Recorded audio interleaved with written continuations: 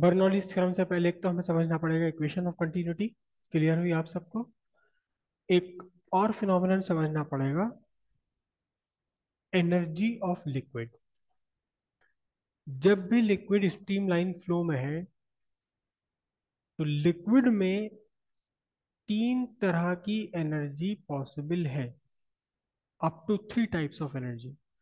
ये तो पॉसिबल है कि तीन में से कोई एक हो, बाकी दो ना हो, दो हो बाकी एक ना हो, लेकिन कुल मिलाकर तीन तरह की एनर्जी किसी भी लिक्विड में पॉसिबल है, जिन्हें हम एनर्जी ऑफ लिक्विड कहेंगे। ठीक है, देखिए energies of a liquid. A liquid in streamline motion, liquid in streamline motion may possess up to three types of energies. Number one, kinetic energy।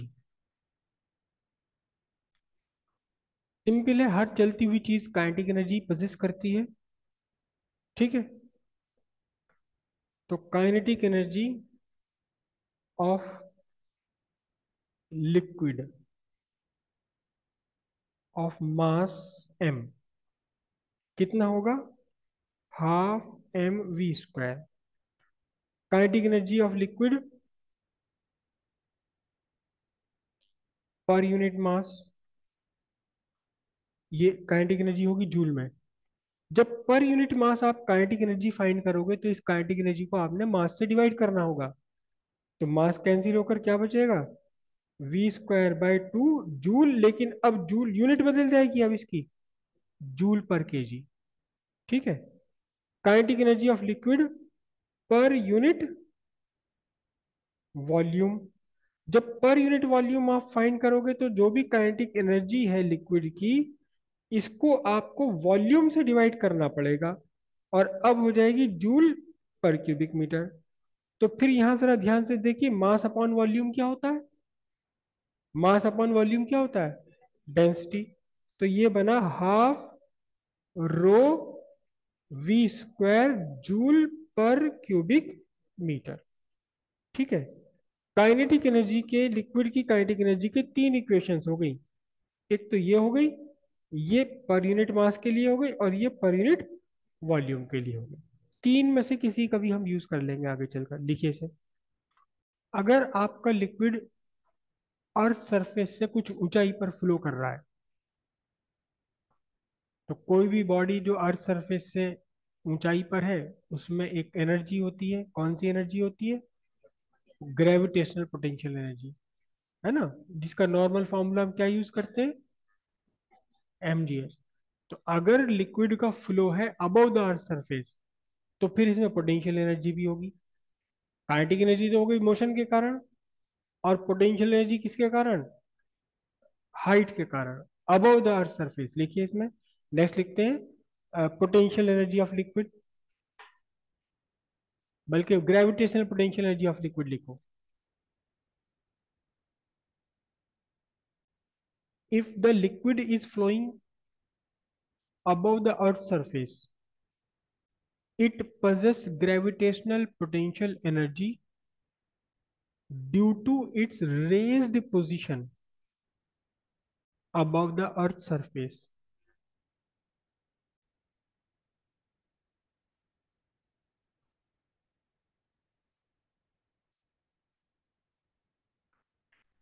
potential energy of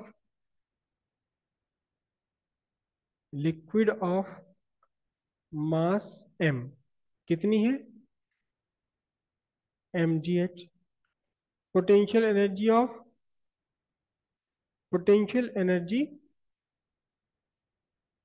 पर unit मास कितनी हो जाएगी? देखो ये तो mgh और यूनिट की क्या, जूल। इसे पूरे को m से आप डिवाइड कर देंगे तो क्या बन जाएगी? जी एच, लेकिन अब यूनिट होगी joule per KG. Potential energy of liquid per unit volume. तो आप क्या करेंगे? आपको एम जी एच को डिवाइड करना पड़ेगा वॉल्यूम से। यहाँ कैपिटल वी वॉल्यूम के लिए है, और मास अपॉन वॉल्यूम क्या बन जाएगा? डेंसिटी बन जाएगी, तो ये बन गया आपका रो जी एच, लेकिन अब जूल पर क्यूबिक मीटर। ठीक है, लिखिए। लिक्विड में, हर लिक्विड में उसका अपना एक प्रेशर होता है। ठीक है, तो इस प्रेशर के कारण लिक्विड में एक और एनर्जी है जिसे हम कहते हैं प्रेशर एनर्जी। ठीक। अब थोड़ा सा इसे आप समझिएगा कि प्रेशर एनर्जी है क्या, कैसी है प्रेशर एनर्जी, क्या है प्रेशर एनर्जी। ये तो दोनों चीजें आपके सामने सिंपल थी, वही जो आपसे पहले आपने पढ़ा हुआ था। थोड़ा सा प्रेशर एनर्जी के बारे में आपको ध्यान से देखना पड़ेगा, एकदम ये बिल्कुल नया सा है कुछ आपके सामने। एक आपके पास एक कंटेनर है, एक ड्रम जैसा स्ट्रक्चर, पानी की टंकी जैसा स्ट्रक्चर, और इस कंटेनर में आपने एक साइड में ट्यूब लगा रखी है, जैसे कि होती है टंकी में। लेकिन ये नॉर्मल ट्यूब नहीं है, बल्कि क्या है, ये ऐसा पिस्टन सिलेंडर अरेंजमेंट है। मतलब ये जो ट्यूब बनाई है ये तो है क्या, सिलेंडर। जो ये इंजेक्शन के बाहर का चीज होती है, सिलेंडर है, और इसके अंदर जो चल रहा है ये पिस्टन है। ठीक है, ये ट्यूब है, और ट्यूब के अंदर एक movable piston. This piston is free to move without friction.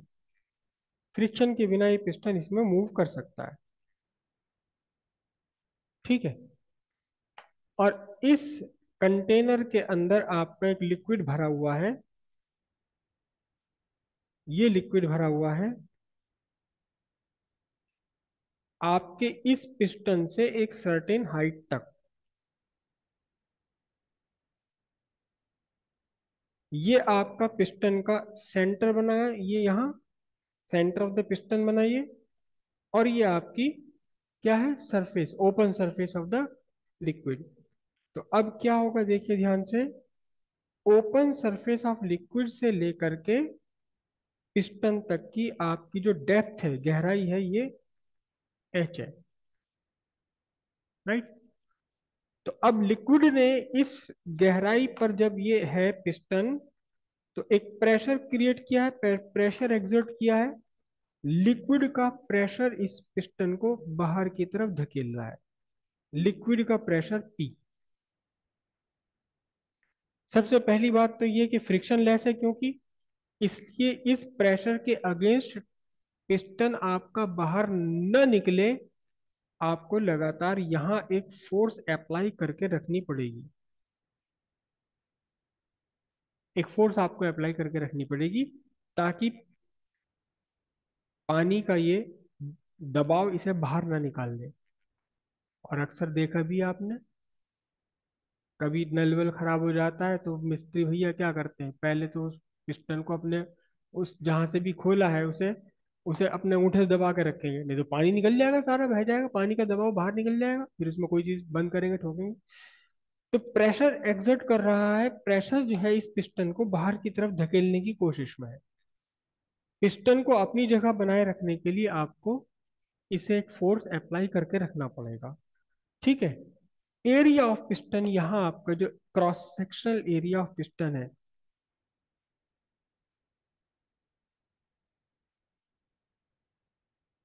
क्या लिख रहा हूँ, cross sectional area of piston. ये आपका cross sectional area of piston, मैं कैपिटल ले लूँ या स्मॉल ले लूँ, स्मॉल ए ले लेता हूँ। ठीक है।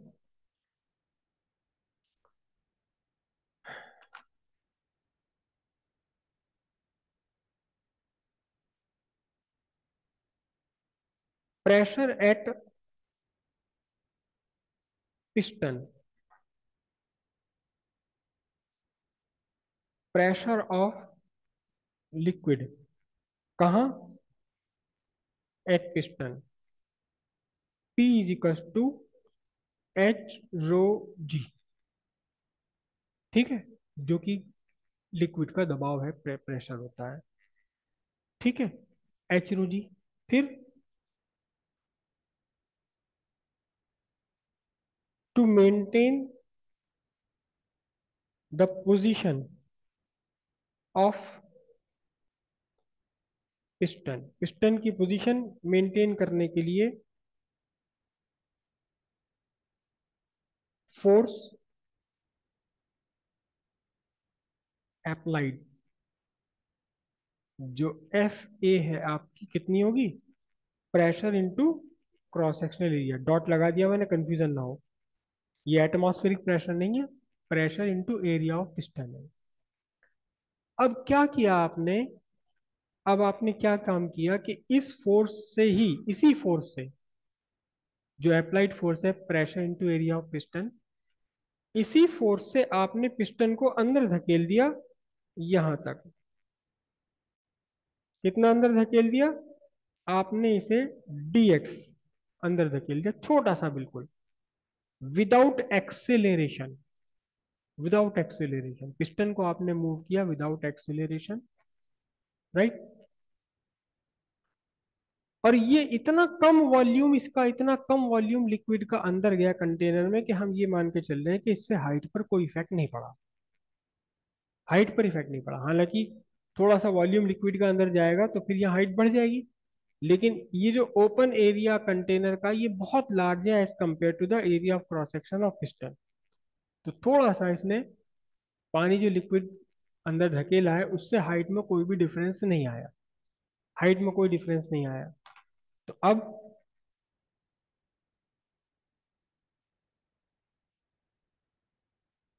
Late the piston is pushed in by distance dx। ठीक है, लेकिन कैसा, विदाउट एक्सेलरेशन। ठीक है, hence work done on the piston W is equals to force applied into dx। Force applied कितनी है, pressure into area of cross section into dx।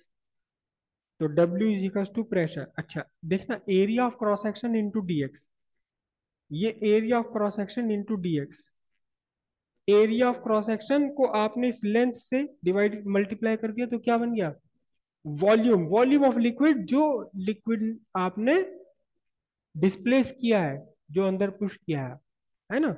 तो equals to क्या बन जाएगा आपका, डी लिख रहा हूं इसको मैं, डीवी, कैपिटल वी है ये क्या है ये, dV equals to volume of liquid pushed into the container. और ये किस में होगा वर्क डन, जूल में हो जाएगा ये। ठीक है, और ये जो वर्क डन है, बस यही वर्क डन, देखो जब आपने वर्क किया किसी पर, वर्क किया आपने कहीं भी किसी सिस्टम पर, जब आप वर्क करते हैं तो यही वर्क उस सिस्टम की एनर्जी को बढ़ाकर स्टोर हो जाता है। बस यही वर्क डन क्या है, यही वर्क डन है आपका क्या, प्रेशर एनर्जी ऑफ लिक्विड। ठीक है, तो अब प्रेशर एनर्जी ऑफ लिक्विड के फिर से हम यहाँ तीन एक्सप्रेशन निकाल कर लाएंगे जैसे पहले निकाला था। ये तो pressure energy of liquid of volume dV, of volume dV. तो अब आपको फाइंड करना है क्या,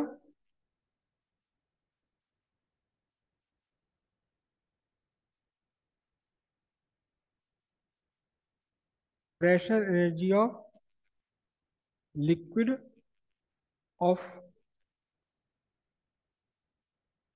मास m।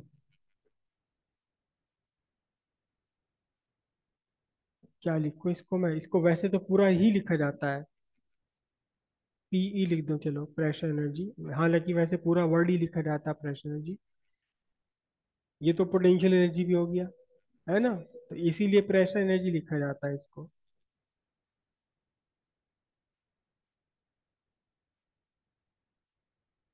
देखिए, ये किसकी एनर्जी थी?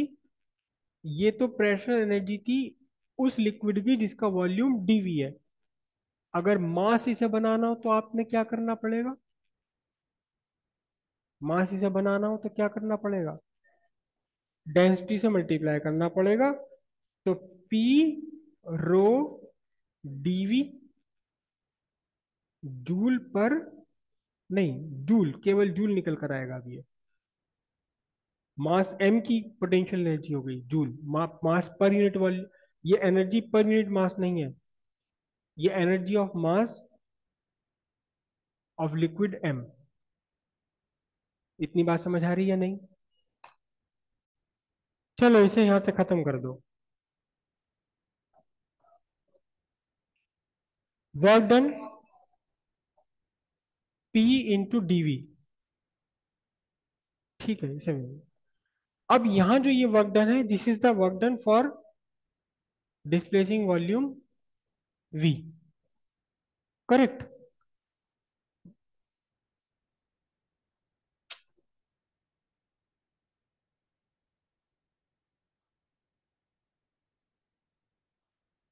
मास ऑफ लिक्विड पुश्ड कितना होगा? डीवी इंटू रो, या नहीं होगा? DV into rho. ठीक है। तो यहां से भी इसे भी खत्म करो यहां से, इसे भी खत्म करो। ठीक। Work done on the piston हमें निकालना है। ये निकल कर आया work done on the piston. ठीक।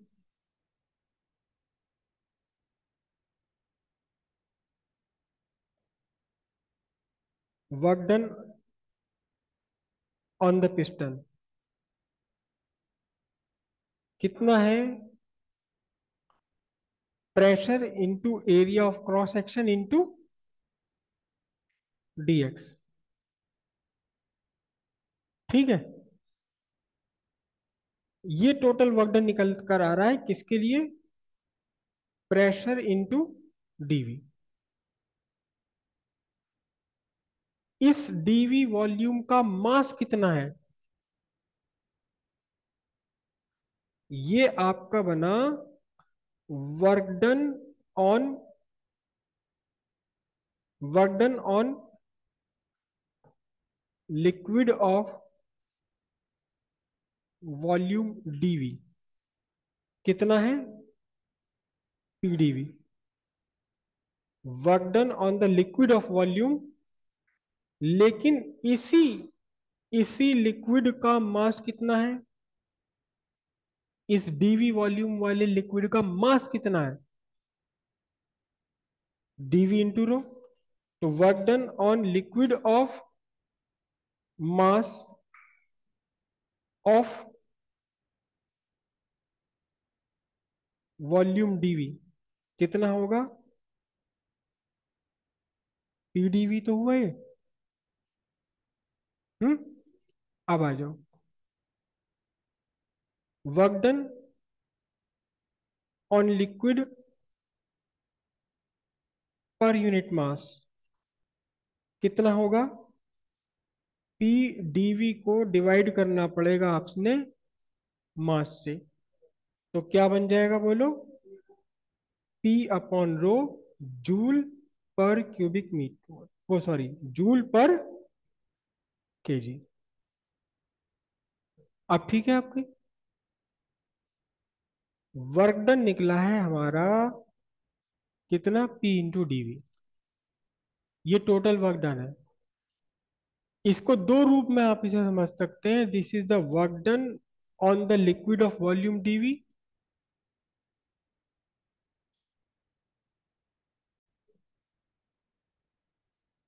This is the work done per unit mass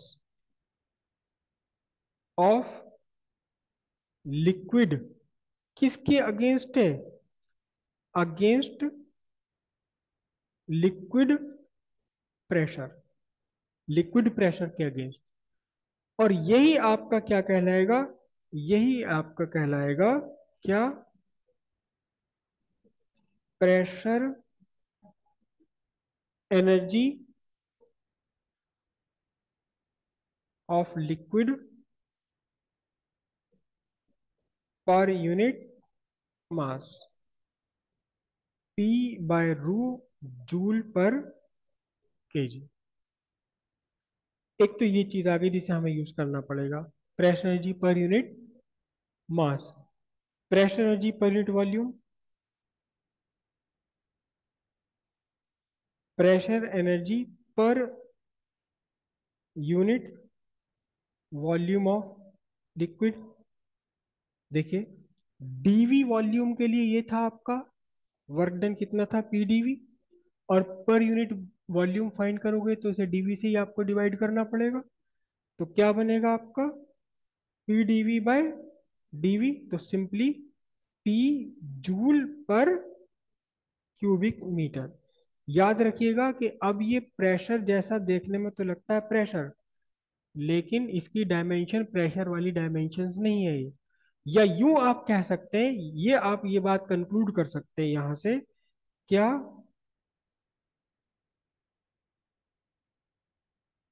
pressure energy per unit volume of liquid is numerically equal to the pressure of liquid. ये आप कह सकते हैं, डायमेंशंस दोनों की डिफरेंट है, बस इन्हीं दोनों को आपने यूज करना आगे की डेरिवेशंस में। समझिए बात? अब क्लियर हुआ? कीजिए इसे सबको हेडिंग। अब ये तो कुछ भी नहीं लिखा आपने शायद, एनर्जी काइनेटिक पोटेंशियल कोई भी नहीं लिखी अभी। काइनेटिक पोटेंशियल लिख ली। अब लिखिए प्रेशर एनर्जी ऑफ लिक्विड, और फिर इसके बाद ये डायग्राम बनाइए।